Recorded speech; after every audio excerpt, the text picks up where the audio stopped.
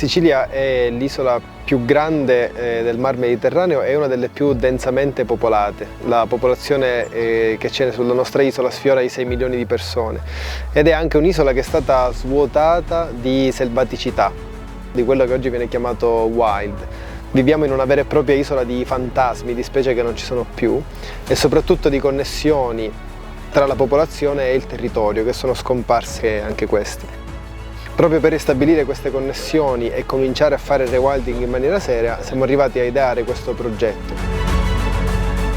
Per portare avanti il rewilding in Sicilia, a noi piace questo concetto della coesistenza, che significa lavorare con le persone e soprattutto con i costori territoriali. E in questo caso abbiamo scelto due gruppi, uno sono le guide naturalistiche, l'altro è un gruppo di persone che veramente vivono il territorio ogni giorno, che nel nostro caso sono i cacciatori, i pastori e i forestali. E vogliamo con questo progetto non solo valorizzare loro, per rendere la loro conoscenza locale accessibile a tutti e tutte, per poi fare un rewilding che è fortemente radicato nel proprio territorio. Il ruolo fondamentale delle guide è riuscire ad avvicinare le persone alla natura e quindi essere in grado di raccontare una storia con quello che la natura offre. Mi piace vedere il riconoscimento delle impronte come imparare a leggere. Ogni animale ha la sua lettera e poi queste lettere vengono messe assieme e quindi col trailing inizi a vedere un'impronta dopo l'altra e diventa una parola. E poi pian piano iniziamo a vedere diverse piste che si intersecano e queste qua diventano frasi. E bisogna saper leggere le frasi per poi anche riuscire a raccontarle.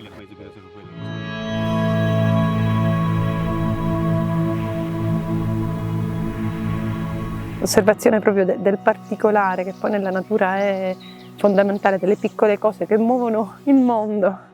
Ancora di più crea quel legame di connessione che io cerco sempre nella mia vita di persona e nel mio lavoro.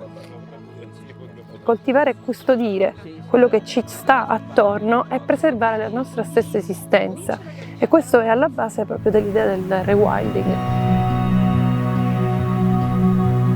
Rewilding doesn't exclude humans, on the contrary. It should exclude a lot of the unnecessary pressures on the land that has caused many of the problems that we face today. But we should be part of the progress, should be experiencing it, should be watching it and observing it and become inspired by it. And it's a very healthy thing to be out in nature.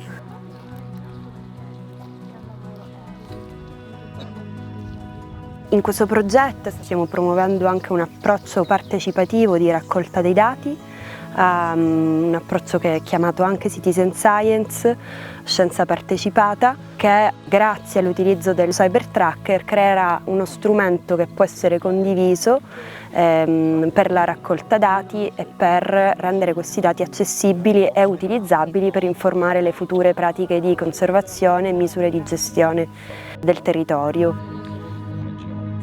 Questo incontro tra guide naturalistiche, tra cacciatori e tra pastori è stato un incontro che ci ha arricchito l'uno con l'altro. Ognuno di noi ha messo in gioco le proprie esperienze e le abbiamo condivise con tutti gli altri. Questo che è una forma di crescita per custodire veramente il nostro territorio, perché il territorio è una cosa importantissima, principalmente oggi.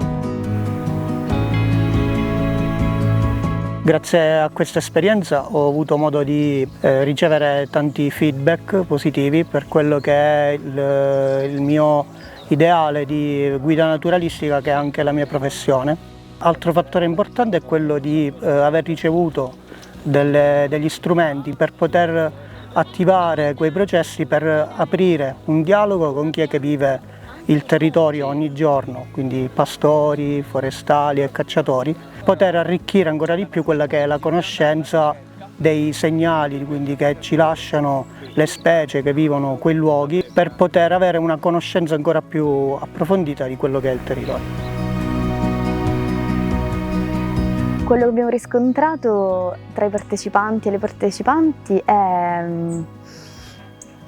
per me è fiducia, non riesco a dirlo in un altro modo, è la fiducia del processo, la fiducia reciproca a livello personale e di mettersi in gioco senza conoscerci bene, è la volontà di fare funzionare delle cose.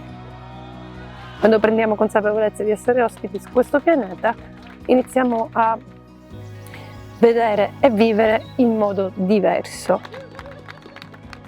Recuperare il passato è il primo passaggio per recuperare identità di singolo e identità collettiva.